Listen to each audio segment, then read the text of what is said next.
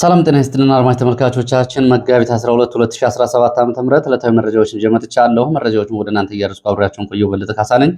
እንግዲህ የአንድነት ዘመቻ ከተጀመረ ሶስተኛ ቀኑን ይዟል። ይህንን በተመለከተ ከተለያዩ አካባቢዎች ያሉ የግንባር መረጃዎችን እንደተለመደው በቅደም ተከተል ወደ እናንተ የማደርስ ይሆናል።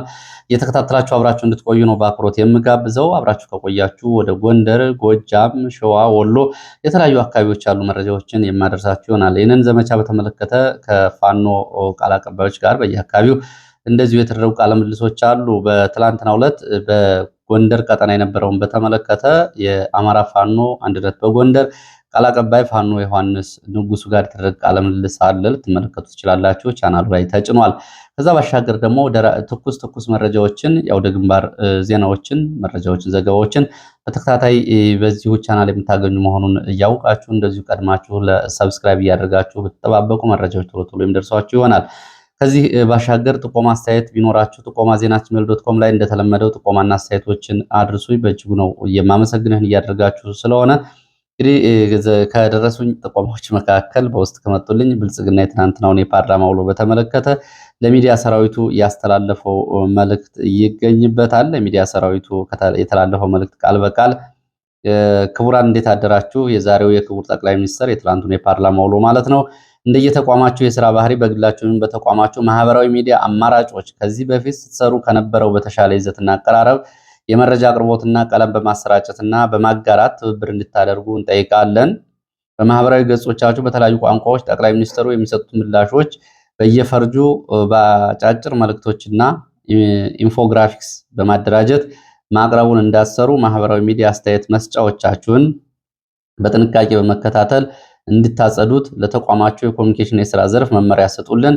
የባንዳና የጠላት አስተያየት በምንም መልኩ እንዳይስተናገድ አድርጉ። ቁጥሮችን ስትጠቀሙ ጥንቃቄ አድርጉ ይላል የብልጽግና የሚዲያ ሰራዊት እየተላለፈ እንግዲህ የውስጥ መልእክት ነው። የብልጽግና የሚዲያ ሰራዊቱ ላይ ያለው እንግዲህ ማህበራዊ ሚዲያው ያለውን አጠቃላይ ሁኔታ አልቻልነውም፣ ብልጫ መውሰድ አለብን በሚል በመንግስት ተቋማት በመንግስት በጀት ጭምርና በመንግስት ቢሮዎች ጭምር ነው እንደዚህ የብልጽግና ሚዲያዎቹን አጠቃላይ ተግባራዊ እንዲያደርጉ ትዕዛዝ የሚሰጣቸው ትላንቱ የፓርላማ ሪፖርት ነው። ከዛ በፊት ብልጽግና ባለስልጣናት አዲስ አበባ ውስጥ እንግዲህ ባጋሩት ባላቸው ማህበራዊ ሚዲያ ተሳትፎ ለጠቅላይ ሚኒስትሩ ባላቸው በተለይ ጠቅላይ ሚኒስትሩን እየተከታተሉ የእሳቸውን ገጽ የሚያስተዋውቁ ስልጣናቸው እንደሚጸና ይህን የሚያደርጉ ደግሞ ተገምግመው እንደሚባረሩ ቢቢሲ አዲስ አበባ ላይ የሰራውን ዘገባ ታስታውሳላችሁ። ወደ መረጃዎች ነው የሚሄደው። ወደ መረጃዎቹ ሲሄድ የችሎት መረጃዎችን ነው የማስቀድመው። በነገራችን ላይ በቅሊንጦ እስር ቤት ውስጥ እና በተለያዩ እስር ቤቶች የሚገኙ እስረኞች ምን ያክል ናቸው የሚለው ቁጥሩ የተለያየ ነው። በትላንትናው ዕለት ዶክተር ደሳለኝ ጫኔ በርካታ እስረኞች እንዳሉ ለፓርላማ ያቀረበው ሪፖርት አለ። ከዛ ባሻገር በየጊዜው በሚወጡ መረጃዎች እንደዚሁ እየተከታተልኩ ለእናንተ ከማድረሳቸው መረጃዎች ባሻገር አሁን እንኳ በቅሊንጦ ከ164 በላይ የፖለቲካ እስረኞች ይገኛሉ። ከነዚህ ውስጥ እንግዲህ ስማቸውን ለማንሳትና ለማስታወስ ያክል ያው በእስር ቤት አስቸጋሪ ሁኔታ ውስጥ ስለሆኑ በእስር ላይ የሚገኙ የፖለቲካ እስረኞች መካከል የአቶ ዮሐንስ ቧያለው፣ አቶ ክርስቲያን ታደለ፣ ዶክተር ካሳ ተሻገር እነዚህ የምክር ቤት አባላት ናቸው።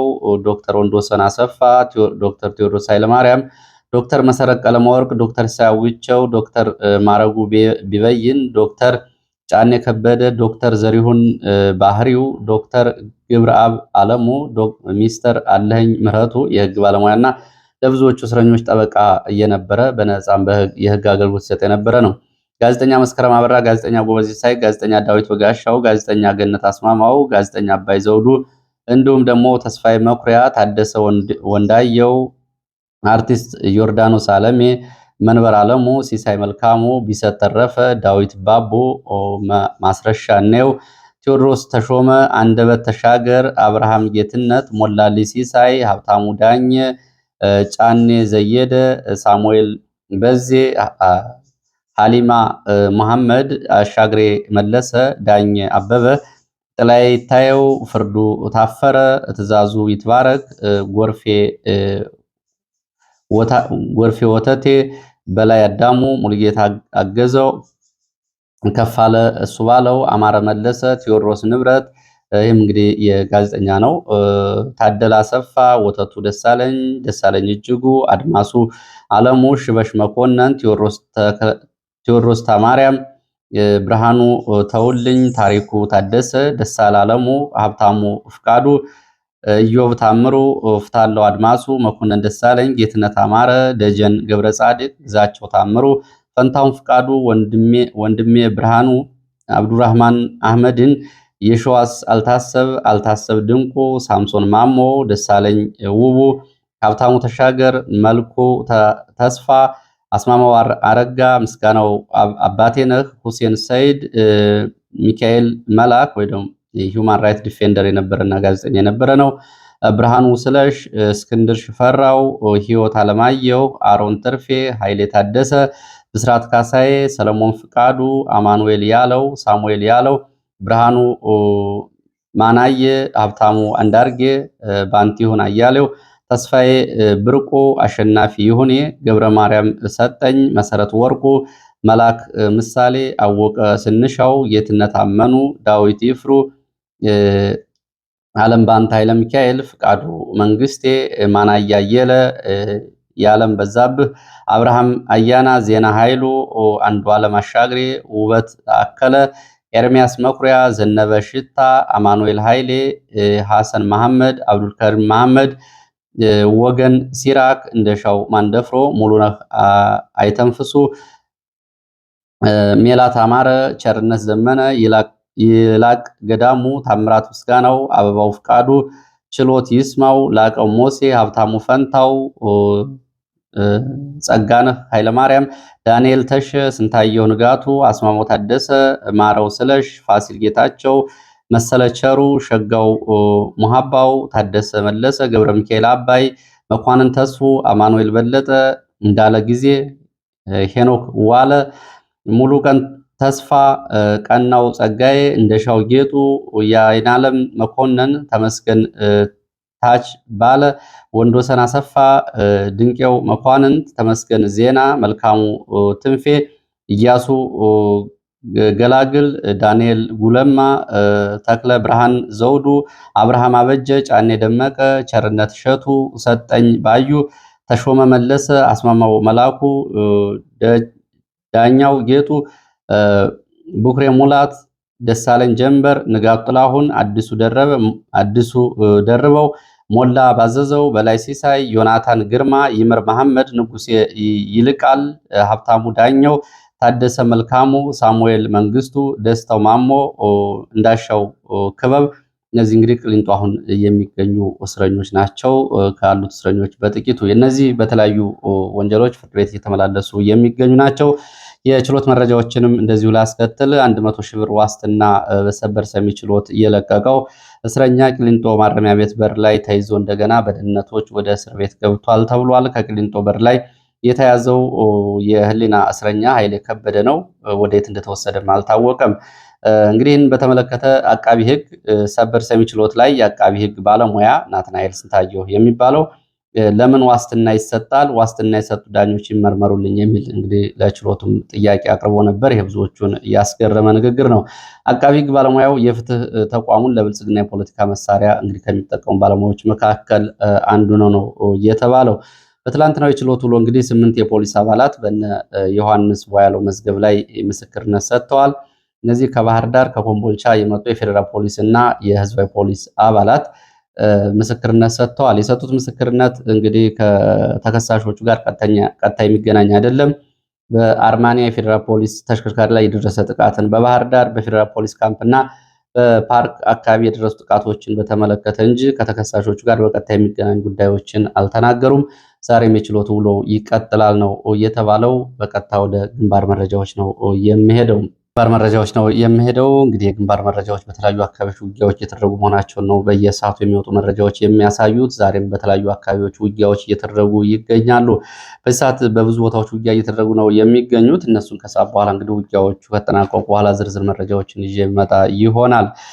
ትላንትና ከሰዓትና ዛሬ ረፋድም እንደዚሁ አንዳንድ አካባቢ ያሉ ውጊያዎችንም እንደዚሁ በሙሉ መረጃ ይዞ ወደፊት የሚካተሉ አሁን ግን በእጅ ያሉ መረጃዎችን ወደ እናንተ ላድርስ። ትናንትና ብርቱ ውጊያ ሲደረግባቸው ከዋሉ አካባቢዎች መካከል ታሪካዊቷ የቅዱስ ላሊበላ ከተማ ትጠቀሳለች። በላሊበላ በሁሉም አካባቢዎች እንግዲህ በሚባል ደረጃ ከፍተኛ ድንገተኛ ጥቃት ነው ፋኖ የፈጸመው እስከ መሀል ከተማ ድረስ።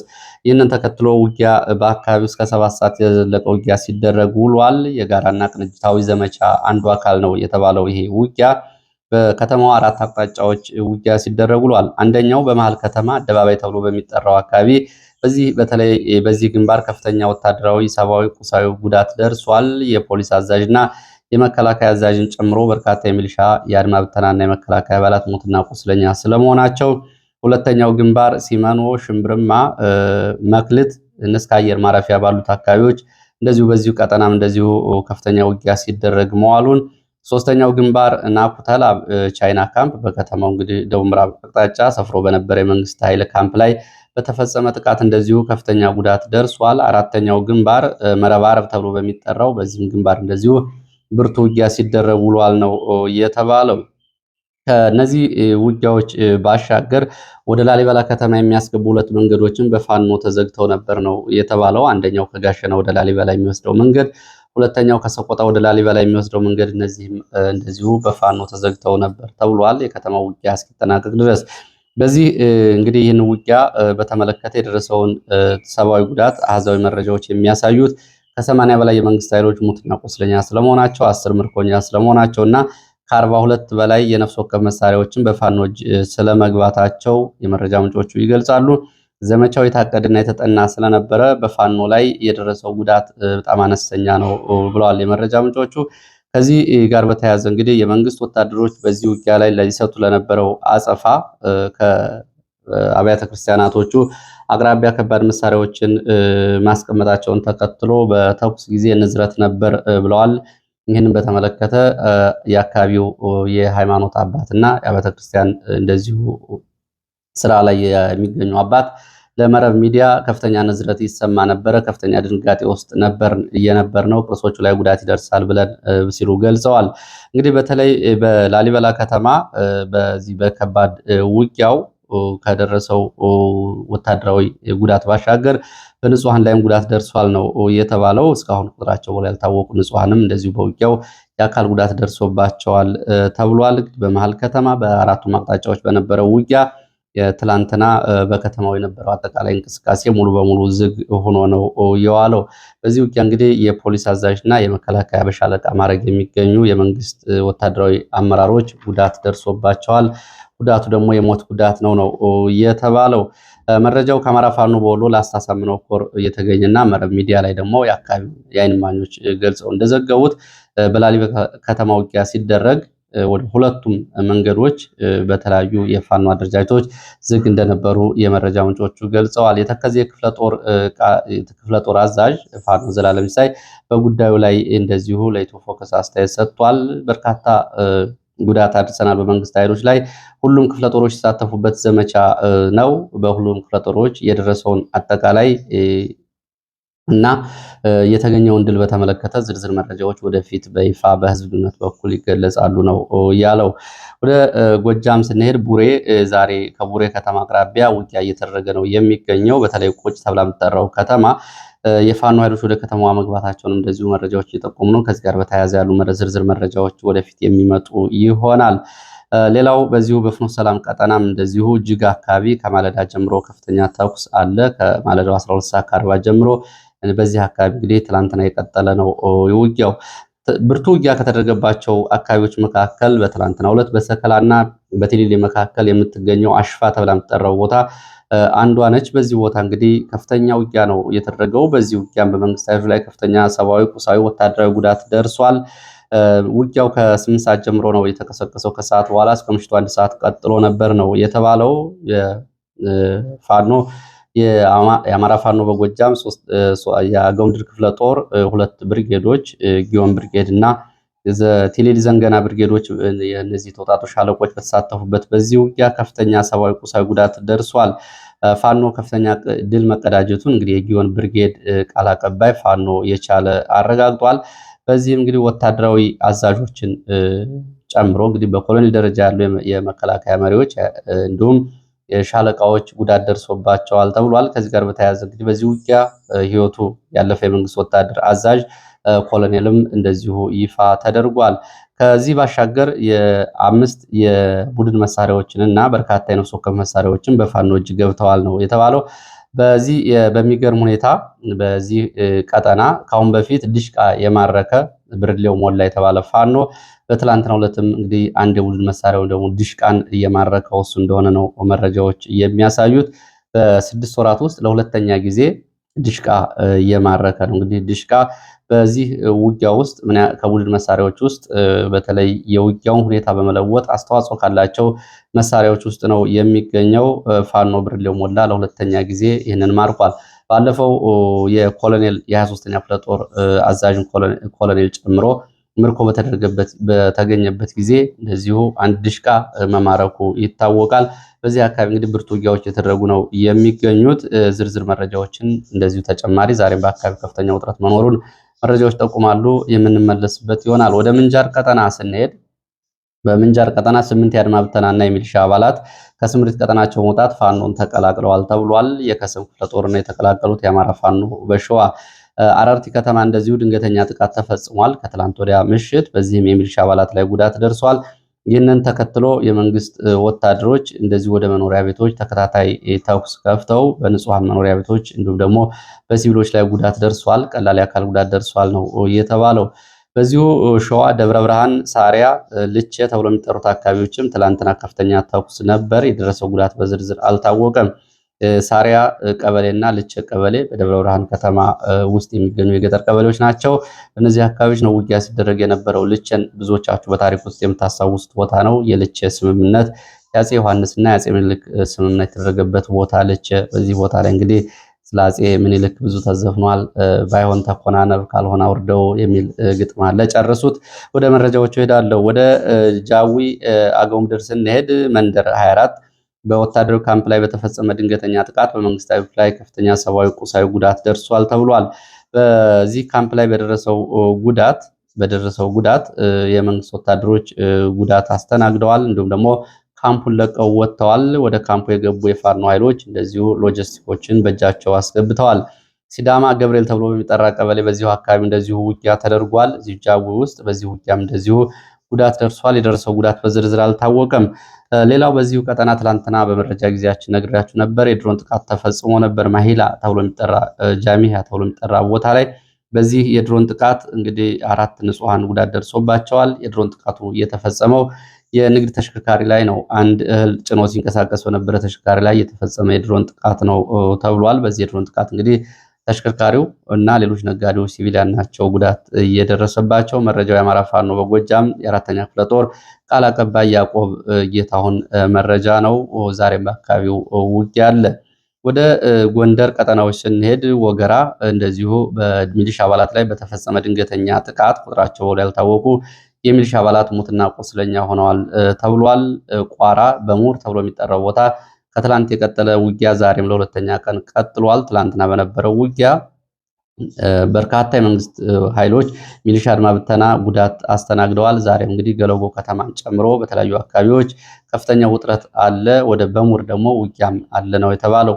ሌላው አርማጭሆ በዚሁ ማዕከላዊ ጎንደር እና ምዕራብ ጎንደር ሁለቱ የአርማጭሆ ቀጠናዎች በርካታ ቦታዎችን የመንግስት ወታደሮች ለቀው ወጥተዋል ነው ያለው የአማራ ፋኖ ጎንደር አንድነት ቃል አቀባይ ፋኖ ዮሐንስ ንጉሱ። ሙሴባምብ፣ ኩርቢ፣ ማሂን፣ ዋሊያ፣ እርጎየ፣ የጅንግር ከማዕከላዊ አርማጭሆ እንዲሁም ደግሞ ዳንጉር፣ ታጉርና ሞገሴ ከምዕራብ አርማጭሆ የመንግስት ኃይሎች ይዘዋቸው የቆዩ ቦታዎችን ለቀው ወጥተዋል ተብሏል። በማዕከላዊ ጎንደር እንዲሁም በደንቢያም እንደዚሁ ውጊያ ሲደረግ ነው ትላንትና መሻሹን ያመሸው። ወደ ከተማ ውስጥ በተደረገ ውጊያ በሚሊሻ አባላት ላይ ጉዳት ደርሷል ተብሏል። በካምፕ ላይም እንደዚሁ ድንገተኛ ጥቃት ተፈጽሞ ነበር። እስከ ምሽቱ 1 ሰዓት ድረስ በቆላ ድባ ከተማ የፋኖ ኃይሎች ነበሩ። አመሻሹን ለቀው ወጥተዋል ነው የተባለው። በቆላ ድባ እና በጎንደር መሃል በአዘዞ ከተማ አቅራቢያም እንደዚሁ ጉብሪት ተብሎ የሚጠራ ቦታም ውጊያ ተደርጓል።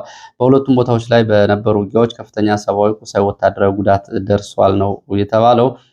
ወደ ዛሪማ ስንሄድ ሰሜን ጎንደር ዛሪማ አቅራቢያ ድንገተኛ ጥቃት ተፈጽሟል እዚህ ካምፕ ላይ።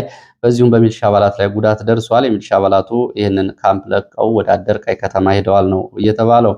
ደራ፣ ዋንዛዬ፣ አንበሳሜ፣ ሐሙሲት አካባቢ እንደዚሁ በተደረጉ ዘመቻዎች በብልጽግና ወታደራዊና የሲቪል ባለስልጣናት ላይ ጭምር ጉዳት ደርሷል ከተዋጊዎቹ ባሻገር ነው የተባለው። አዲስ ዘመንም እንደዚሁ በነበረው ውጊያ ከፍተኛ ሰብአዊ፣ ቁሳዊ ጉዳት ደርሷል። እነዚህም በተመለከተ እንግዲህ ዘመቻዎቹ ብልጽግና ፋኖን አጥፍተነዋል፣ ቆሞ መዋጋት አይችልም፣ ቁመናው ተዛብቷል እያለ በተለያዩ ቦታዎች እንግዲህ ፕሮፓጋንዳ እየሰራ ባለበት ሰዓት የተደረጉ ዘመቻዎች መሆናቸውን ተከትሎ በብልጽግና ወታደራዊና የሲቪል ባለስልጣናት ላይ ከፍተኛ መደናገጥ ተፈጥሯል ነው የሚለው ፋኖ ዮሐንስ ንጉሱ በዚህ ጉዳይ ላይ ማብራሪያ ሰጥ ቃለምልሱን ተከታተሉት።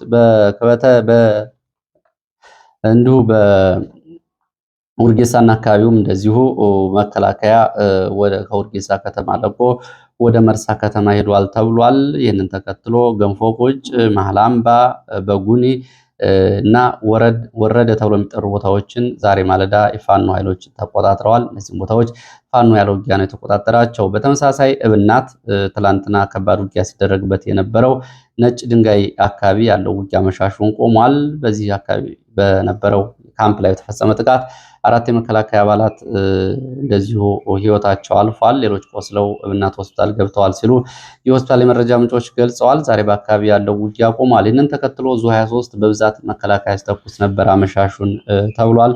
ወደ ተጨማሪ መረጃዎች ልሄድ። በአማራ ክልል የምክክር ኮሚሽኑ ተሳታፊዎችን ልየታ ስራዬን እያከናወንኩ ነው ብሏል። 80% በሚሆኑ አካባቢዎች ልየታ ተሰርቷል ብሏል።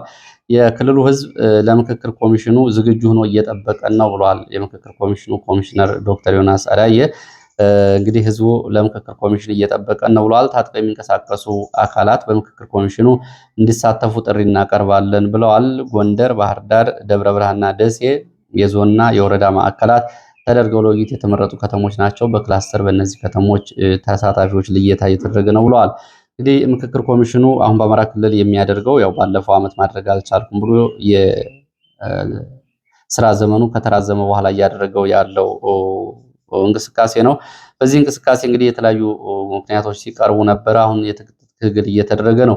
ይህንን ተከትሎ ባለፈው በውጊያ ላይ ያሉ ኃይሎች እንደዚሁ በምክክር ኮሚሽኑ እንዲሳተፉ እንዲሁም የክልሉ መንግስት 2 መሰረታዊ አቋሞችን እንዲወስድ ምክክር ኮሚሽኑ ጠይቆ ነበር። ጉዳዩ የተደረሰ ትላንትና እኔ በፓርላማ ከጠበቅኳቸው ጉዳዮች አንዱ ነበር። እስካሁን ግን ግልጽ የሆነ እንቅስቃሴው አልታየም። ባለፈው አረጋ ከበደን እናንተ እንደ መንግስት ተኩስ አቁሙ፣ ይህንን አቁማችሁ ማሳየት አለባችሁ፣ እንዲሁም ደግሞ የታሰሩ እስረኞች እንዲፈቱም ጫና ማድረግ አለባችሁ የሚል ምክክር ኮሚሽኑ ጥያቄ አቅርቦ ነበር። እነዚህ ጉዳዮች ግን አሁን አልተነሱም። የምክክር ስራው ይቀጥላል ነው የተባለው። ያው በአማራ ክልል የሚደረገው የምክክር ኮሚሽን ስራውን አስቸጋሪ የሚያደርገው አሁን የፖለቲካ ጥያቄ ያላቸው ኃይሎች እየተዋጉ ነው የሚገኙት። የፖለቲካ ጥያቄዎች እንዲሁ ደግሞ ሊያቀርቡ የሚችሉ ምሁራን፣ ጋዜጠኞች እና ፖለቲከኞች እስር ቤት ነው የሚገኙት። ስለዚህ ምክክር ኮሚሽኑ ከማን ጋር ነው የፖለቲካዊ ጥያቄዎችን የህዝብ ጥያቄዎችን መነጋገር የሚችለው የሚለው አሁን ምክክር ኮሚሽኑ እንግዲህ በተለያዩ አካባቢዎች የሲዳማ ፓርቲዎች የኦሮሞ የፖለቲካ ፓርቲዎች ጥለው እንደወጡት የሂደቱ አጠቃላይ የብልጽግና ተልዕኮ ማስፈጸሚያ ሆኗል የሚለው አሁን በዚህ በትክክል የሚታይ ነው የሚሆነው። ትጥቅ ትግል የሚያደርጉ ኃይሎች ወደ ምክክር ኮሚሽኑ ካልመጡና የፖለቲካ ጥያቄ ካላቀረቡ፣ እስረኞች ተፈተው ጥያቄዎቻቸውን ካላቀረቡ ከማን ጋር ምክክር ይደረጋል? ስለዚህ እንግዲህ ለብዙ ዘመን አስጠበቅ የነበረው የምክክር ኮሚሽን የደቡብ አፍሪካ የካምቦዲያን ተሞክሮ ይዞ መጥቷል የተባለው በዚህ መንገድ እንግዲህ ገና ከጅምሮ ስለመክሸፉ ነው ማረጋገጥ የሚቻለው። ሌላው ወደ የትግራይ የሚወስደን መረጃ ነው። በትግራይ የታጣቂዎች ቀለብ እያለቀ መሆኑን እንግዲህ የትግራይ የብልጽግና ገጾች እየዘገቡ ነው የሚገኙት። የተጻፈ ደብዳቤን ዋቢ በማድረግ ያሰራጩት ገጾቹ የዕለት ዳቦ መጠንና የዳቦ ብዛት እንዲቀነስ ደብዳቤ ተጽፏል። በዚህም እንግዲህ 12 በዚህም ጋር በተያያዘ ጠቅላይ ሚኒስትሩ በፓርላማ ባቀረቡት ሪፖርት እና ከዛ በፊት ጌታቸው ረዳ ለሚዲያ በሰጠው ሪፖርት የህወሓት ታጣቂዎች ለክልሉ የሚላከውን በጀት ሙሉ በሙሉ እየተጠቀሙ ስለሆነ ህዝቡ በከፍተኛ ሁኔታ የልማት ተጠቃሚ እንዳይሆን አድርገዋል ነው የተባለው። ጌታቸው ረዳ 8 ቢሊዮን ብር ለታጣቂዎቹ መውጣቱን ለሚዲያ አረጋግጧል። ትላንትናም ጠቅላይ ሚኒስትር አብይ አህመድም በተመሳሳይ ይህንን ነው ሲናገር የነበረው። ሌላው በትግራይ ጦርነት ጊዜ በጦርነቱ የሰብአዊ መብት ወንጀል ፈጽመዋል የተባሉ አካላት በጀርመን ፍርድ ቤት ክስ እንዲመሰረትባቸውና የጀርመን አቃቢ ሕግ የምርመራ እንዲጀምር የሕግ ባለሙያዎችና እንደዚሁ ደግሞ የሲቪክ ማህበራት እየጠየቁ ነው የሚገኙት። በዚህም 12 የኢትዮጵያና የኤርትራ ወታደራዊና የሲቪል ባለስልጣናት እንዲሁም ደግሞ አንድ የእርዳታ ድርጅት ሰራተኛን ጨምሮ በትግራይ በነበረው ጦርነት የሰብአዊ መብት ጥሰት ፈጽመዋል። ስለዚህ በጀርመን ፍርድ ቤት ክስ ሊመሰረትባቸው ይገባል ተብሏል። ይህንን ክስ እንዲመሰረትባቸው ሌጋል አክሽን ወርልድ ዋይድ የተባለ ድርጅትና ሌሎች የህግ ባለሙያዎች እነማን እንደሆኑ ግን አልጠቀሱም። ለማንኛውም በጀርመን በዚህ ጉዳይ የተሳተፉ አካላት ምርመራ እንዲደረግባቸውና እንዲከሰሱ ጥያቄ ቀርቧል። የጀርመን አቃቢ ህግ በሌሎች ሀገራት የተፈጸሙ የሰብአዊ መብት ወንጀሎችንም ጭምር የመመርመር ስልጣን ያለው ነው። እንግዲህ በአማራ ክልልም ከዚህ ጋር በተያያዘ የሚፈጸሙ የጦር ወንጀሎችን በተመለከተ መረጃዎችን መያዝ የሚጠቅመው ለዚህ ነው። ወደ አፍሪካ ቀንድ መረጃዎቻችን ስንሄድ የአልሸባብ በተለያዩ አካባቢዎች መጠነ ሰፊ ጥቃት እየፈጸመ ነው የሚገኘው። በተለይ ጃሃር ተብላ የምትጠራውን ከተማ የሄር ሸበሌ ዋና ከተማ ነች፣ የዚህ ግዛት ዋና ከተማ። በዚች ከተማ ላይ የሚገኘውን የሶማሌ ፌዴራል ጦር ሰራዊት በማጥቃት በርካታ የጦር መሳሪያዎችን በእጁ አስገብቷል። አሁንም ከበባ ውስጥ አስገብቻለሁ ነው የሚለው። ይህንን ተከትሎ እንግዲህ የአየር ድብደባን በአልሸባብ ላይ እየተፈጸመ ነው የሚገኘው። ወደ ሱዳን ስንሄድ በሱዳን ካርቱም በመሀል ከተማ ከባድ ውጊያ እየተደረገ ነው። ሶስተኛ ቀኑን የያዘ ውጊያ በሱዳን ዋና ከተማ መሀል ካርቱም እና በብሔራዊ ቤተ መንግስቱ አቅራቢያ እንዲሁም ደግሞ በጦር መስሪያ ቤቱ ዋና ቢሮ በእነዚህ አካባቢ እየተደረገ ያለው ውጊያ ከባለፈው ሮብ ከሰዓት በኋላ የጀመረ ሲሆን የሱዳን ጦር የፈጥኖ ደራሽ ኃይሉን ሚሊሻ አባላት ከበባ ውስጥ አስገብቻለሁ፣ የፌዴራል መስሪያ ቤቶችን ለመቆጣጠር ጫፍ ላይ ደርሻለሁ ነው የሚለው። በአንጻሩ የፈጥኖ ደራሽ ኃይሉ ደግሞ ከቤተ መንግስት የሚያስወጣን ምንም አይነት ኃይል የለም ነው የሚሉት። በዚህ ከባድ ጦርነት በርካታ የሚሊሻ አባላት እንደዚሁ ስለመደምሰሳቸው የሱዳን ጦር ገልጿል። ካርቱምንም በአጭር ጊዜ ነፃ ለማውጣት እና ከ2 ዓመት በፊት ወደ ነበረችበት ሁኔታ ለመመለስ ብርቱ ውጊያ እያደረኩ ነው ብሏል የሱዳን ጦር። እንግዲህ የሱዳን ከዚህ ጋር በተያያዘ ከተለያዩ ዓለም አቀፍ ድርጅቶችና ሀገራት የሚገኝ እርዳታና ብድር እንዲቆም አዛለች። ሱዳን ትሪቡን ይዞት በወጣው ዘገባ ይሄ የሆነው ደግሞ አሁን ባለው ጦርነት ምክንያት ፕሮጀክቶችን ለመፈጸም የሚቻል ስላልሆነ ነው ብሏል የሱዳን መንግስት። ለሰዓት ያስኳቸው መረጃዎች እነዚህ ነው የሚመስሉ። ስለተከታተላችሁ በእጅጉ አመሰግናለሁ። በሌላ ተመሳሳይ መርሃ ግብር እስከምንገናኝ መልካም ጊዜ